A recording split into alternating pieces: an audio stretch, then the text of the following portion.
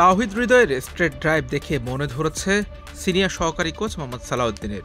হাততালি দিয়ে অ্যাপ্রিশিয়েট করলেন। তানভীর ইসলামের ডেলিভারি দেখে spin bowling coach Mushtaq Ahmed well done Tanvir বলে বাহবা দিলেন। রিশাদ হোসেনকেও হাতে ধরে শিখিয়ে দিচ্ছেন তিনি। শেখ মেহেদীর বলে সুইপ শট খেলতে গিয়ে ব্যর্থ হলেন ফরওয়ার্ড হোসেন ইমন। মেহেদীর জোরালো আবেদন, তবে আম্পায়ারের ভূমিকায় থাকা মুশতাক আহমেদ কোনো সাড়া দেননি। এরপরে বলে শরীফুল ইসলামকে স্ট্রেট ড্রাইভ খেললেন, কিন্তু বল কানায় লেগে চলে যায় পয়েন্টে। ইমন সরে গিয়ে এবার ব্যাট করার সুযোগ দেন আরেক ওপেনার তানজিদ হাসান তামিমকে। তিনি এসে প্রথম বলে তানজিম সাকিবকে ডিফেন্স করেছেন। পরবর্তীতে মেহেদীর বলে স্টাম্প ছেড়ে দিয়ে কাট শট খেলেন। তৃতীয় বলে খেলেন দারুণ এক পুল শট, এরপর আবার কাট শট। বাংলাদেশের দুই ওপেনারের নেটের ব্যাটিং সিনারিও এটি। দুজনেই খেলেছেন স্কোরিং শট। খুব বেশি তাড়াহুড়া না করলেও দ্রুত রান তোলার তাগাদা ছিল। মাঝে মাঝে ব্যর্থ হলেও ইন্টেন্ট ছিল দ্রুত স্ট্রাইক রোটেট করা।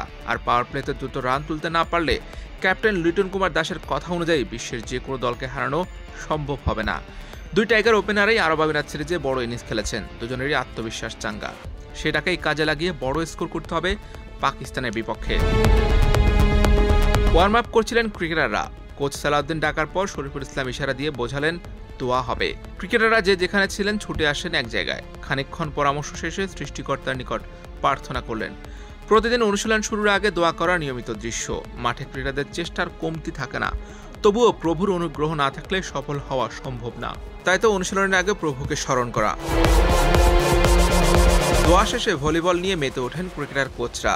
আগে অনুশীলনের পূর্বে গা গরমের জন্য ফুটবল খেলতেন ক্রিকেটাররা। ফুটবল খেলতে গিয়ে অনেক সময় ইনজুরিতে পড়তেন। এটা বেশ ঝুঁকিপূর্ণ। তবে পাকিস্তান সিরিজে ফুটবলের পরিবর্তে ভলিবল খেলতে দেখা গেছে।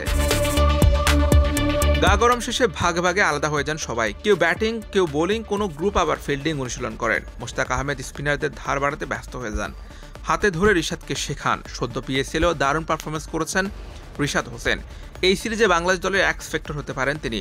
সায়েম আইয়ুব, শাদাব খানদের বধ করার জন্য বড় অস্ত্র এই লেগি। তাই তার দিকে বাড়তি নজর স্পিন কোচের।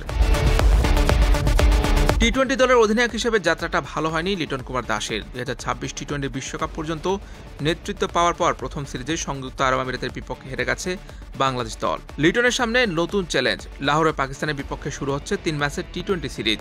সিরিজ পূর্ব সংবাদ সম্মেলনে বাংলাদেশ অধিনায়ক লিটন জানিয়েছেন, আমিরাত বিপর্যয় মাথায় রেখেই তারা এখন নতুন লক্ষ্যের দিকে তাকিয়ে। শেষ সিরিজটিতে সন্তোষজনকভাবে খেলতে পারেনি, তবে নতুন সিরিজ, নতুন চ্যালেঞ্জ, আর সেই চ্যালেঞ্জে জয়ী হতে হলে ভালো করতে হবে রিশাদ তামিমদের। তারা কেমন করে সেটা এখন দেখার অপেক্ষা। Hussain Arman, BD cric time.